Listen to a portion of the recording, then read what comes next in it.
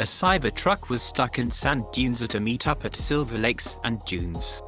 The owner of the Cybertruck was seen ripping the truck harder than purpose-built ATVs. But unfortunately the fun did not last long and the truck got stuck in a weird position.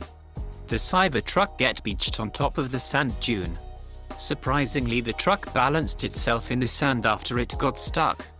The owner tried to push the truck from the rear, but the heavy beast was badly stuck. Looks like driver took it very slow in the sand undulation. As a result, all 4 tires are nearly hanging in air, as the underbody is stuck in the sand. Luckily there was no damage reported to the battery pack. But the question remains is, can the battery pack handle it?